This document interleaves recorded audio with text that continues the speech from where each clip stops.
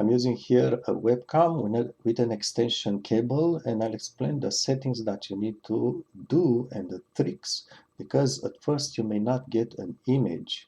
So first, just to look in the comment section, perhaps also how to install a webcam or video capturing device. Actually, that's the correct name. And also how to toggle the privacy settings in Windows to allow OBS to access the cam. If it's not toggled off, you'll not get an image. Okay, let's just come back to the video. So right now the cam has 6-foot cable. It's its cable, and I added another 6-foot extension cable, USB female to male. There are several things to be aware, and the first one, the most basic one, is start the OBS Studio only after you insert the camera extension cable into USB port. So make sure you plug first the camera into the port and then start the OBS, or just restart the OBS. That's the first thing to do, otherwise you may not get an image. Second thing, you need to use a high amps USB port when you use an extension cable. Most USB ports, at least back in the days, were half an amp, black ones. You need to use at least a blue USB port, which has around 1 amp, or if you have a modern, newer computer, you may want to look for the, I think it's a red or something like this, which are the 3.1, 3 amps. Those are the best if you can find them. It will allow you to use a longer cable and also to use a better resolution, and I'll explain why. So that's the point. You may want to look behind your computer. So at least a blue port. This is one thing.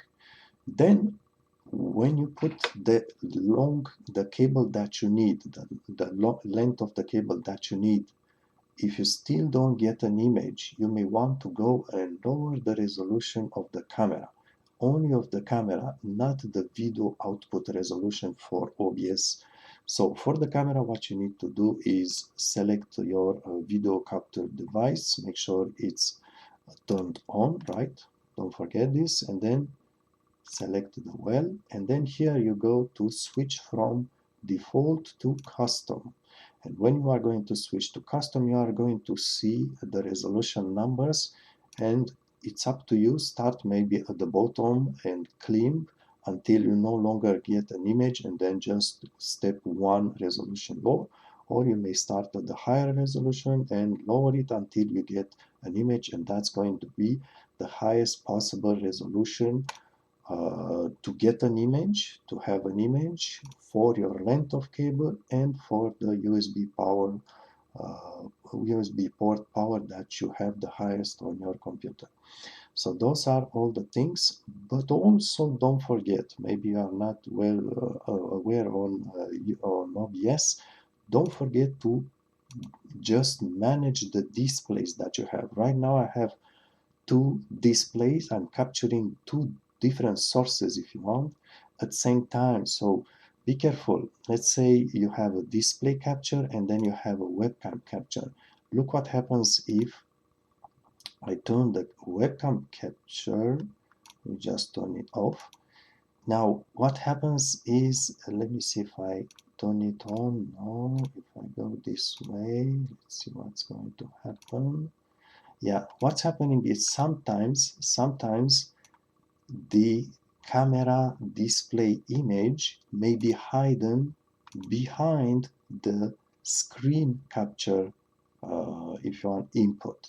So what I'm saying here is, what you want to try is just highlight the display capture and just toss these red areas, toss them, and look behind. Maybe your camera image is hidden behind.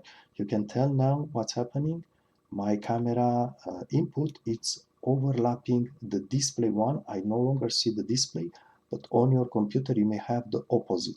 Your display capture may be overlapping or just covering the camera capture part. So just play with these rectangles. Make sure you don't your camera capture input is not hidden behind another capturing input. Okay, so also obviously you can just turn them off like this, and you will see just the camera or something else.